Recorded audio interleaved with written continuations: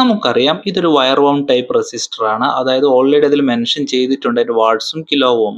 എങ്കിൽ പോലും നമുക്ക് മൾട്ടിമീറ്റർ ഉപയോഗിച്ചിട്ട് എങ്ങനെ ഇതിന്റെ ഓംസ് ഒന്ന് ക്രോസ് ചെക്ക് ചെയ്യാം, കറക്റ്റ് ആണോ അല്ലയോ നമുക്കൊന്ന് ചെക്ക് ചെയ്ത് നോക്കിയാലോ. അതുപോലെ സാധാരണയായിട്ട് ഇത് VFD യിലാണ് നമ്മൾ ഉപയോഗിക്കാറ്. നമുക്കൊന്ന് കവർ ഓപ്പൺ ചെയ്ത് നോക്കിയാൽ കാണാൻ പറ്റും രണ്ട് ടെർമിനൽ മെൻഷൻ ചെയ്ത് വെച്ചിട്ടുണ്ട്. അതായത് B1 B2 ഈ രണ്ട് ടെർമിനലാണ് നമ്മൾ ബ്രേക്കിംഗ് റെസിസ്റ്റർ ആയിട്ട് ഈ റെസിസ്റ്റർ ഉപയോഗിക്കുന്നത്. അതായത് എല്ലാ പ്രോഗ്രാമിനും ഇല്ല, പ്രോഗ്രാമിന്റെ അനുസരിച്ചിട്ടാണ് നമ്മൾ റെസിസ്റ്റർ കണക്ട് ചെയ്യാറ്.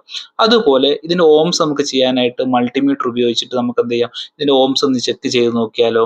അതിനായിട്ട് ഞാൻ മൾട്ടിമീറ്റർ എടുത്തിട്ടുണ്ട്. മൾട്ടിമീറ്റർ എടുത്തതിന് ശേഷം നമുക്ക് അതിന്റെ മോഡ്, അതായത് ഓംസ് എന്ന് പറയുന്ന മോഡിലേക്ക് നമുക്ക് സെലക്ട് ചെയ്യാം. സെലക്ട് ചെയ്തതിന് ശേഷം നമുക്ക് എന്ത് ചെയ്യാം, രണ്ട് ടെർമിനലിലേക്ക് നമ്മുടെ മൾട്ടിമീറ്ററിന് പ്രോബ് ഒന്ന് വെച്ച് കൊടുക്കാം.